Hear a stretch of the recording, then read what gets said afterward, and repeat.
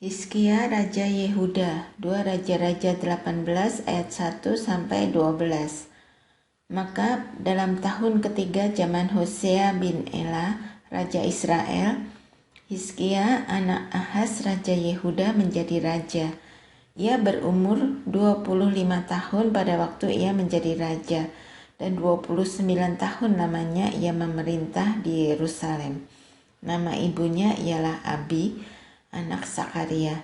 Ia melakukan apa yang benar di mata Tuhan, tepat seperti yang dilakukan Daud bapa leluhurnya. Dialah yang menjauhkan bukit-bukit pengorbanan dan yang meremukkan tugu-tugu berhala dan yang menebang tiang-tiang berhala dan yang menghancurkan ular tembaga yang dibuat Musa. Sebab sampai pada masa itu orang Israel memang masih membakar korban bagi ular itu yang namanya disebut Nehustan. Ia percaya kepada Tuhan Allah Israel, dan di antara semua raja-raja Yehuda, baik yang sesudah dia maupun yang sebelumnya, tidak ada lagi yang sama seperti dia. Ia berpaut kepada Tuhan, tidak menyimpang daripada mengikuti dia, dan ia berpegang pada perintah-perintah Tuhan yang telah diperintahkannya kepada Musa. Maka Tuhan menyertai dia, kemanapun juga ia pergi berperang, ia beruntung. Ia memberontak kepada Raja Asyur dan tidak lagi takluk kepadanya. Dialah yang mengalahkan orang Filistin sampai ke Gaza dan memusnahkan daerahnya, baik menara-menara penjagaan maupun kota-kota yang berkubu. Dalam tahun keempat zaman Raja Hizkia, itulah tahun ketujuh zaman Hosea bin Ela, Raja Israel, majulah Salmaneser, Raja Asyur, menyerang Samaria dan mengepungnya. Direbutlah itu sesudah lewat 3 tahun, dalam tahun ke-6 zaman Hizkia. Itulah tahun ke-9 zaman Hosea, Raja Israel. Direbutlah Samaria. Raja Asyur mengangkut orang Israel ke dalam pembuangan ke Asyur dan menempatkan mereka di Halah pada sungai Habor, yakni sungai negeri Gosan, dan di kota-kota orang Madai. Oleh karena mereka tidak mau mendengarkan suara Tuhan Allah mereka dan melanggar perjanjiannya, yakni segala yang diperintahkan oleh Musa hamba Tuhan, mereka tidak mau mendengarkannya dan tidak mau melakukannya. Yerusalem dikepung oleh Sanherib. 2 Raja-Raja 18 ayat 13 sampai 37. Dalam tahun ke-14 zaman Raja Hizkia, majulah Sanherib, Raja Asyur, menyerang segala kota berkubu negeri Yehuda, lalu merebutnya. Hizkia, Raja Yehuda, mengutus orang kepada Raja Asyur di Lakis dengan pesan, "Aku telah berbuat dosa. Undurlah daripadaku, apapun yang kau bebankan kepadaku akan kupikul." Kemudian Raja Asyur membebankan kepada Hizkia, Raja Yehuda, 300 talenta perak dan 30 talenta emas. Hizkia memberikan segala perak yang terdapat dalam rumah Tuhan dan dalam perbendaharaan istana raja. Pada waktu itu, Hizkia mengerat emas dari pintu-pintu dan dari jenang-jenang pintu bait Tuhan yang telah dilapis oleh Hizkia, Raja Yehuda. Diberikannya semuanya kepada Raja Asyur. Sesudah itu Raja Asyur mengirim panglima, kepala istana dan juru minuman agung dari Lakis kepada Raja Hizkia di Yerusalem disertai suatu tentara yang besar. Mereka maju dan sampai ke Yerusalem. Setelah mereka maju dan sampai di situ, mereka mengambil tempat dekat saluran kolam atas yang di Jalan Raja pada padang tukang penatu. Dan ketika mereka memanggil-manggil kepada raja, keluarlah mendapatkan mereka Eliakim bin Hilkia, kepala istana, dan Sebna, panitera negara, serta Yoah bin Asaf, bendahara negara. Lalu berkatalah juru minuman agung kepada mereka, "Baiklah, katakan kepada Hizkia, beginilah kata Raja Agung, Raja Asyur, Kepercayaan macam apakah yang kau pegang ini? Kau kira bahwa hanya ucapan bibir saja dapat merupakan siasat dan kekuatan untuk perang. Sekarang kepada siapa engkau berharap, maka engkau memberontak terhadap aku?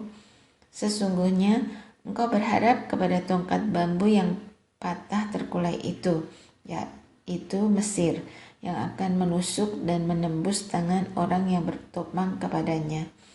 Begitulah keadaan Firaun Raja Mesir bagi semua orang yang berharap kepadanya.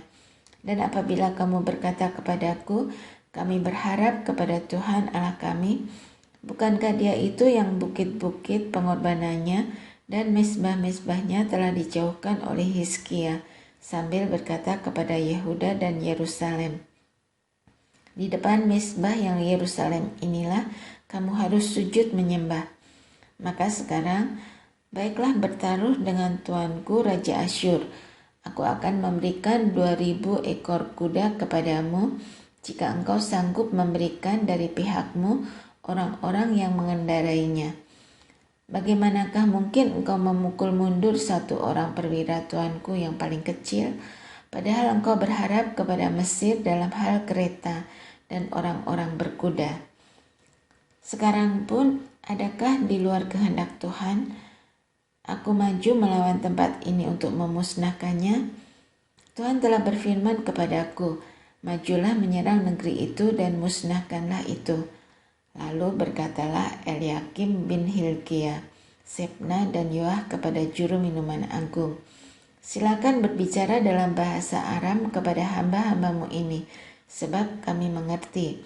Tetapi janganlah berbicara dengan kami dalam bahasa Yehuda, sambil didengar oleh rakyat yang ada di atas tembok.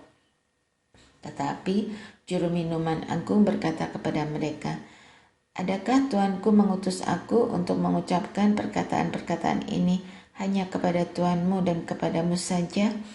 Bukankah juga kepada orang-orang yang duduk di atas tembok, yang memakan tahinya dan meminum air kencingnya bersama-sama dengan kamu? Kemudian berdirilah juru minuman agung dan berserulah ia dengan suara nyaring dalam bahasa Yehuda. Ia berkata, dengarlah perkataan Raja Agung Raja Asyur. Beginilah kata Raja, janganlah Hizkia memperdayakan kamu, sebab ia tidak sanggup melepaskan kamu dari tanganku. Janganlah Hizkia mengajak kamu berharap kepada Tuhan dengan mengatakan, tentulah Tuhan akan melepaskan kita, dan kota ini tidak akan diserahkan ke dalam tangan Raja Asyur. Janganlah dengarkan Hizkia, sebab beginilah kata Raja Asyur, adakanlah perjanjian penyerahan dengan aku dan datanglah keluar kepadaku. Maka setiap orang daripadamu akan makan dari pohon anggurnya dan dari pohon aranya serta minum dari sumurnya. Sampai aku datang dan membawa kamu ke suatu negeri seperti negerimu ini, suatu negeri yang bergandum dan berair anggur, suatu negeri yang berroti dan berkebun anggur, suatu negeri yang berpohon zaitun, berminyak dan bermadu. Dengan demikian kamu hidup dan tidak mati. Tetapi janganlah dengarkan Hizkia, sebab ia membujuk kamu dengan mengatakan, Tuhan akan melepaskan kita. Apakah pernah ada Allah bangsa-bangsa melepaskan negerinya masing-masing dari tangan Raja Asyur? Di manakah para Allah negeri Hamat dan Arpad? Di manakah para Allah negeri Sefarwaim, Hena, dan Iwa? Apakah mereka telah melepaskan Samaria dari tanganku? Siapakah di antara semua Allah negeri-negeri yang telah melepaskan negeri mereka dari tanganku, sehingga Tuhan sanggup melepaskan Yerusalem dari tanganku? Tetapi rakyat itu berdiam diri dan tidak menjawab dia sepatah kata pun, sebab ada perintah raja, bunyinya, jangan kamu menjawab dia. Kemudian pergilah Eliakim bin Hilkia, kepala istana, dan Sebna, panitera raja, dan Yoah bin Asaf, bendahara negara, menghadap Hizkia dengan pakaian yang dikoyakkan, lalu memberitahukan kepadanya perkataan juru minuman agung. Raja Hizkia, 2 Tawarikh 29 ayat 1-2. Hizkia berumur 25 tahun pada waktu ia menjadi raja, dan 29 tahun lamanya ia memerintah di Yerusalem. Nama ibunya ialah Abia, anak Sakaria. Ia melakukan apa yang benar di mata Tuhan, tepat seperti yang dilakukan Daud bapa leluhurnya. Hizkia menguduskan kembali rumah Tuhan. 2 Tawarikh 29 ayat 3-36. Pada tahun pertama pemerintahannya, dalam bulan yang pertama, ia membuka pintu-pintu rumah Tuhan dan memperbaikinya. Ia mendatangkan para imam dan orang-orang Lewi dan mengumpulkan mereka di halaman sebelah timur. Katanya kepada mereka, "Dengarlah hai orang-orang Lewi, sekarang kuduskanlah dirimu dan kuduskanlah rumah Tuhan, Allah nenek moyangmu. Keluarkanlah kecemaran dari tempat kudus. Karena nenek moyang kita telah berubah setia. Mereka melakukan apa yang jahat di mata Tuhan Allah kita, telah meninggalkannya. Mereka telah memalingkan muka dari kediaman Tuhan dan membelakanginya. Bahkan mereka menutup pintu-pintu balai rumah Tuhan dan memadamkan segala pelita. Mereka tidak membakar korban ukupan dan tidak mempersembahkan korban bakaran bagi Allah orang Israel di tempat kudus. Sehingga murka Tuhan menimpa Yehuda dan Yerusalem. Ia membuat mereka menjadi kengerian, kedahsyatan, dan sasaran syaitan seperti yang kamu lihat dengan matamu sendiri. Karena hal itulah nenek moyang kita tewas oleh pedang, dan anak-anak lelaki dan anak-anak perempuan kita beserta istri-istri kita menjadi tawanan. Sekarang aku bermaksud mengikat perjanjian dengan Tuhan Allah Israel, supaya murkanya yang menyala-nyala itu undur daripada kita.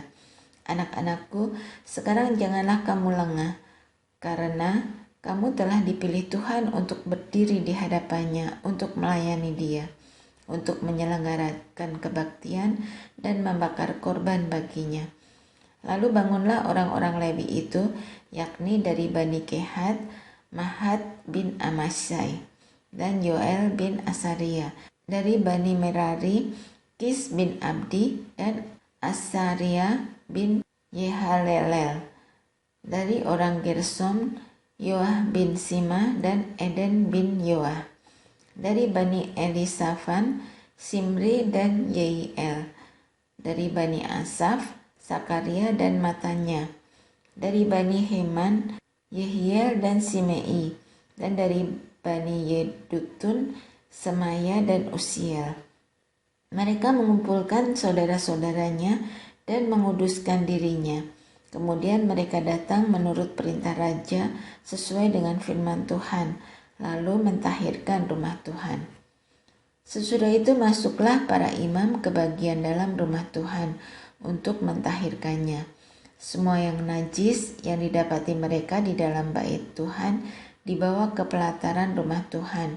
Orang-orang Lewi menerimanya untuk diangkut keluar ke lembah Kidron. Pekerjaan menguduskan itu dimulai pada tanggal 1 bulan yang pertama. Pada hari ke-8 bulan itu mereka sampai ke balai rumah Tuhan dan menguduskan seluruh rumah Tuhan dalam 8 hari. Mereka selesai pada hari ke-16 bulan pertama. Lalu masuklah mereka menghadap Raja Hizkia dan berkata, "Kami telah mentahirkan seluruh rumah Tuhan, juga mezbah korban bakaran dengan segala perkakasnya, dan meja roti sajian dengan segala perkakasnya, dan segala perkakas yang dibuang Raja Ahaz ketika ia berubah setia pada waktu pemerintahannya, telah kami sediakan dan kami kuduskan. Sekarang semuanya itu ada di depan mezbah Tuhan." Maka pagi-pagi Raja Hizkia mengumpulkan pemimpin-pemimpin kota dan pergi ke rumah Tuhan. Mereka membawa 7 ekor lembu jantan, 7 ekor domba jantan, 7 ekor domba muda, dan 7 ekor kambing jantan sebagai korban penghapus dosa untuk keluarga raja, untuk tempat kudus dan untuk Yehuda. Ia memerintahkan anak-anak Harun, yakni para imam, untuk mempersembahkannya di atas mezbah Tuhan. Lalu mereka menyembelih lembu-lembu itu. Para imam menerima darahnya dan menyiramkannya pada mezbah. Kemudian mereka menyembelih domba-domba jantan dan menyiramkan darahnya pada mezbah. Sesudah itu, mereka menyembelih domba-domba muda dan menyiramkan darahnya pada mezbah. Selanjutnya, mereka membawa kambing-kambing jantan yang akan menjadi korban penghapus dosa ke hadapan raja dan jemaah. Mereka meletakkan tangannya ke atas kambing-kambing itu, dan para imam menyembelihnya dan mempersembahkan darahnya di atas mezbah sebagai korban penghapus dosa untuk mengadakan pendamaian bagi seluruh Israel. Sebab raja telah memerintahkan untuk mempersembahkan korban bakaran dan korban penghapus dosa itu bagi seluruh Israel. Ia menempatkan orang-orang Lewi di rumah Tuhan dengan ceracap, gambus, dan kecapi sesuai dengan perintah Daud dan Gad, pelihat raja, dan Nabi Natan. Karena dari Tuhanlah perintah itu dengan perantaraan nabi-nabinya. Maka berdirilah orang-orang Lewi dengan alat-alat musik Daud, demikian pula para imam dengan nafiri. Lalu Hizkia memerintahkan untuk mempersembahkan korban bakaran di atas mezbah. Pada saat persembahan korban bakaran mulailah pula dinyanyikan nyanyian bagi Tuhan dan dibunyikan nafiri dengan iringan alat-alat musik Daud, Raja Israel. Seluruh jemaah sujud menyembah sementara nyanyian dinyanyikan dan nafiri dibunyikan. Semuanya itu berlangsung sampai korban bakaran habis terbakar. Sehabis korban bakaran dipersembahkan, raja dan semua orang yang hadir bersama-sama dia berlutut dan sujud menyembah. Lalu Raja Hizkia dan para pemimpin memerintahkan orang-orang Lewi menyanyikan puji-pujian untuk Tuhan dengan kata-kata Daud dan Asaf, pelihat itu. Maka mereka menyanyikan puji-pujian dengan sukaria, lalu berlutut dan sujud menyembah. Kemudian berbicaralah Hizkia, "Sekarang kamu telah mentahbiskan dirimu untuk Tuhan. Mendekatlah dan bawalah korban-korban sembelihan dan korban-korban syukur ke rumah Tuhan."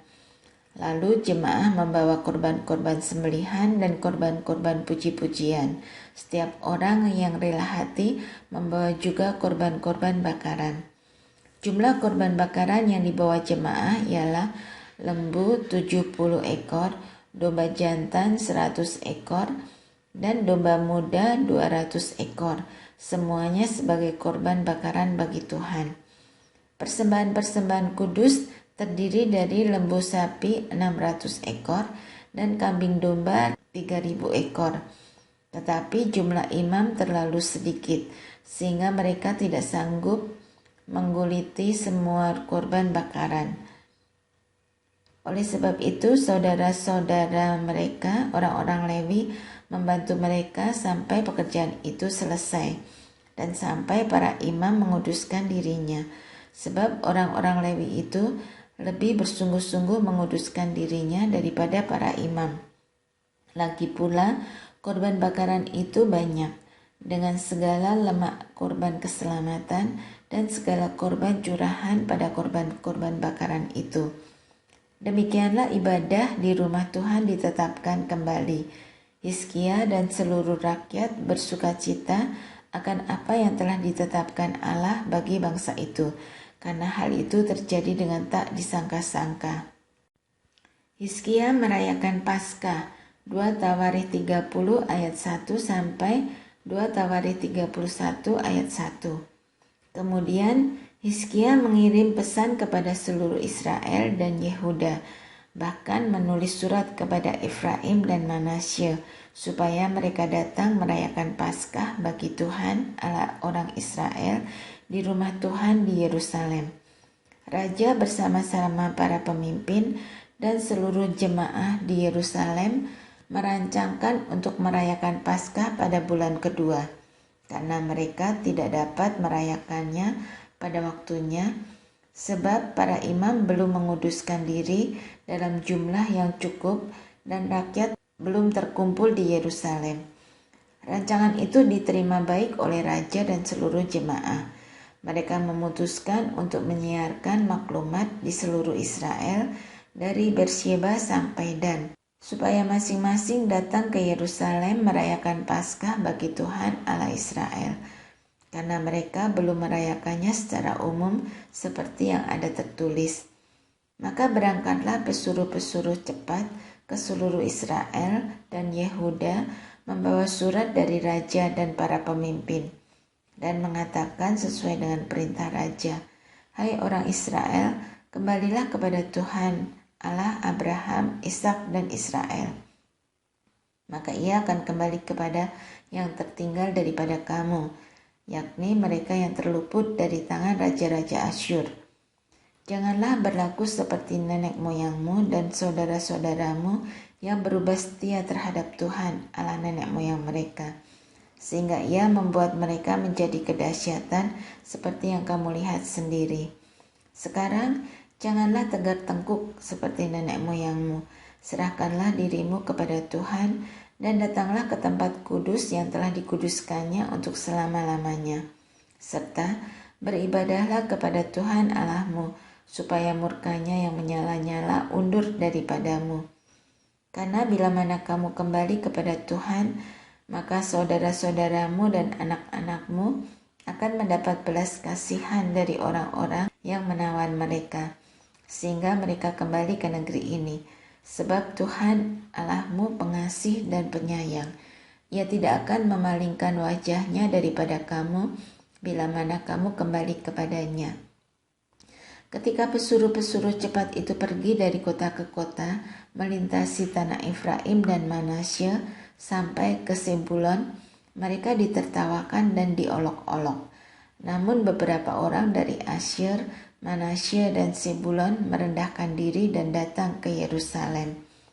Di Yehuda nyata pula tangan Allah yang membulatkan hati mereka untuk melakukan perintah raja dan para pemimpin sesuai dengan firman Tuhan.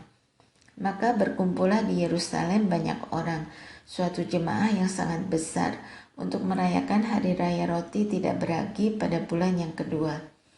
Lalu bangunlah mereka menjauhkan mezbah-mezbah yang ada di Yerusalem.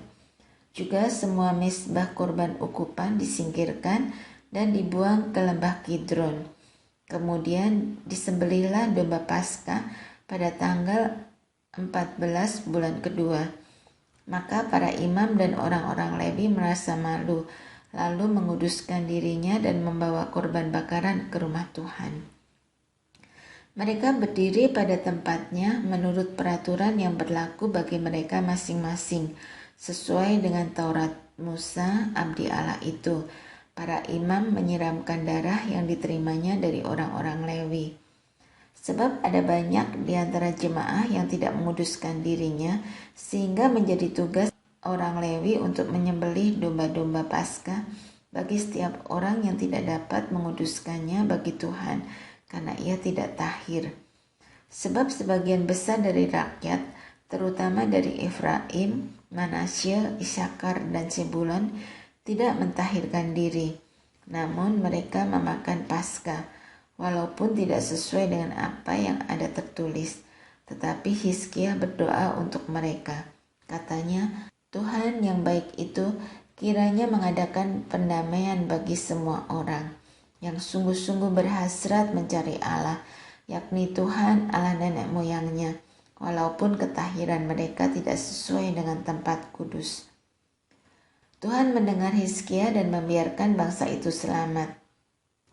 7 hari lamanya orang Israel yang berada di Yerusalem merayakan hari raya roti tidak beragi dengan kesukaan yang besar. Sedang orang-orang Lewi dan para imam setiap hari menyanyikan puji-pujian bagi Tuhan dengan sekuat tenaga. Hizkia mengucapkan kata-kata pujian kepada semua orang Lewi yang menunjukkan akal budi yang baik dalam melayani Tuhan. Demikianlah orang memakan makanan perayaan selama 7 hari sambil mempersembahkan korban keselamatan dan mengucapkan syukur kepada Tuhan Allah nenek moyang mereka. Kemudian seluruh jemaah sepakat untuk berhari raya 7 hari lagi. Lalu mereka berhari raya 7 hari lagi dengan sukaria. Sebab Hizkia, Raja Yehuda telah menyumbangkan kepada jemaah 1.000 ekor lembu jantan dan 7.000 kambing domba. Juga para pemimpin menyumbangkan kepada jemaah 1.000 ekor lembu jantan dan 10.000 ekor kambing domba. Dan sebagian besar para imam telah menguduskan diri. Seluruh jemaah Yehuda bersukaria, juga para imam dan orang-orang Lewi dan seluruh jemaah yang datang dari Israel, serta orang-orang asing, baik yang datang dari tanah Israel maupun yang tinggal di Yehuda. Maka besarlah kesukaan di Yerusalem, karena sejak Salomo bin Daud, Raja Israel, tidak pernah terjadi peristiwa semacam itu di Yerusalem. Sesudah itu, para imam Lewi bangun berdiri dan memberkati rakyat.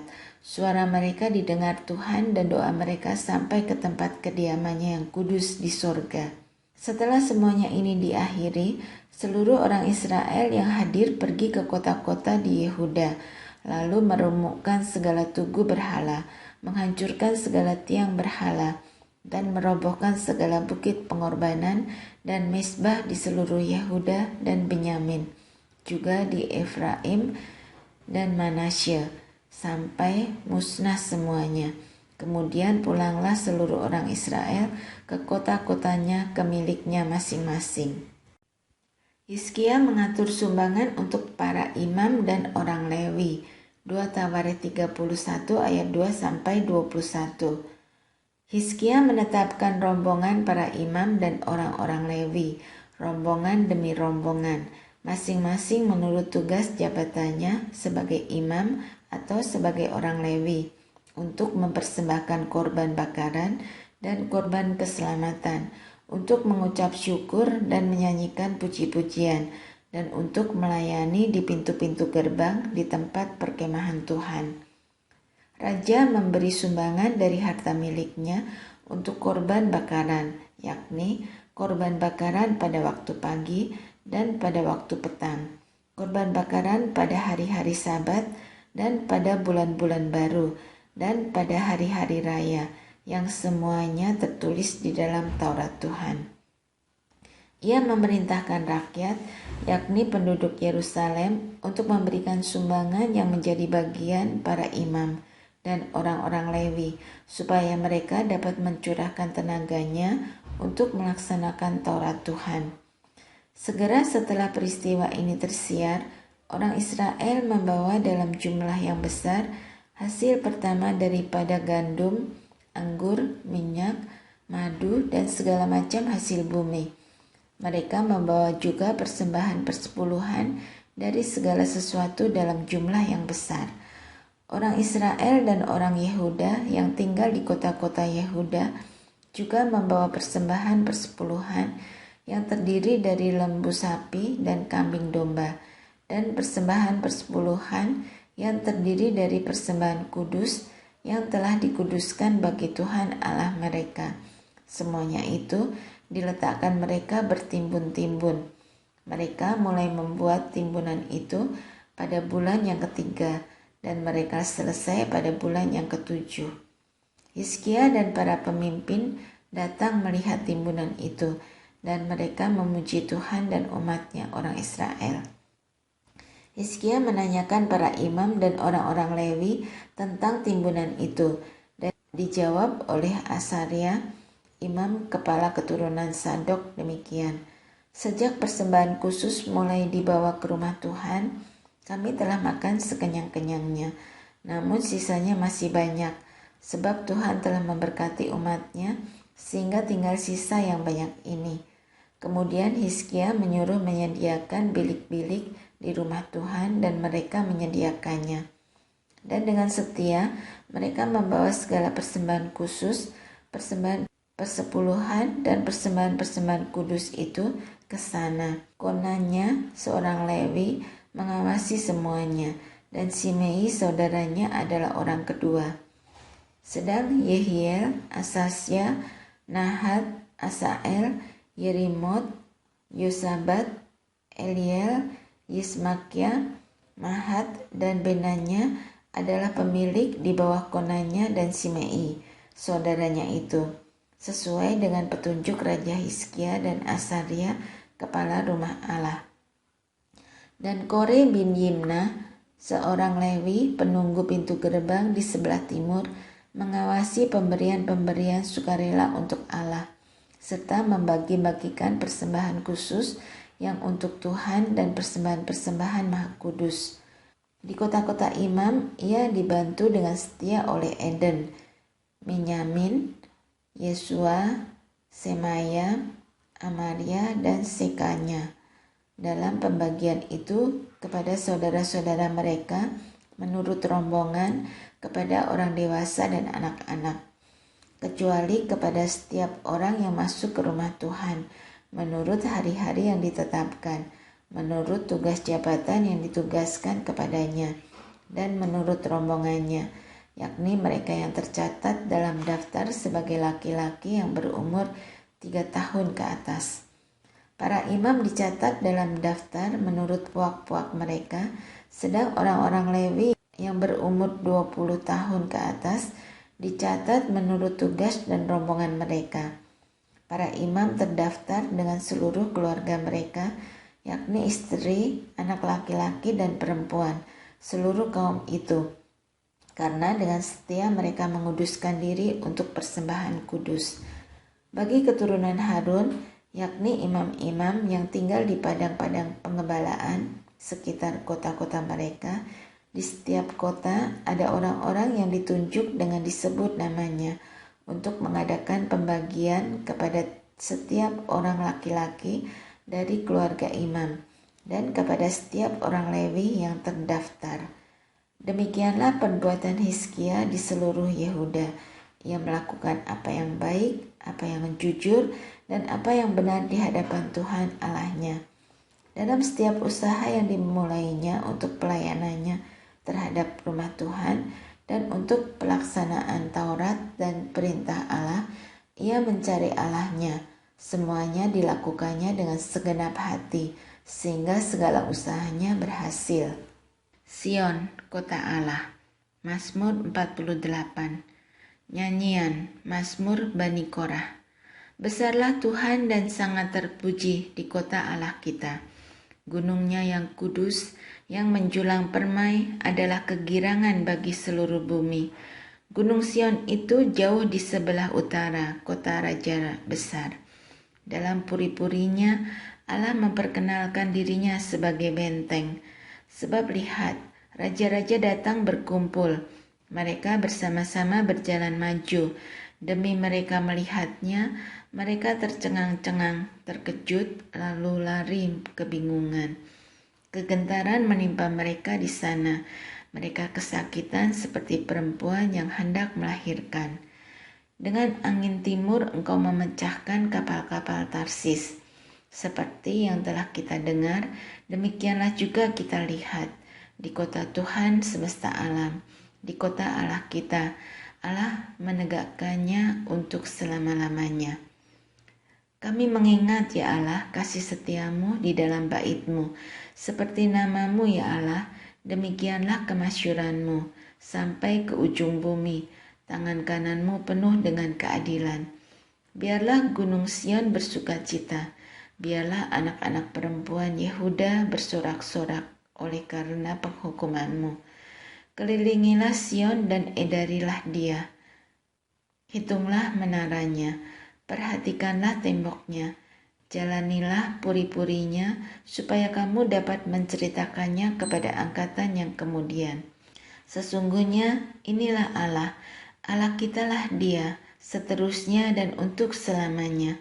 Dialah yang memimpin kita.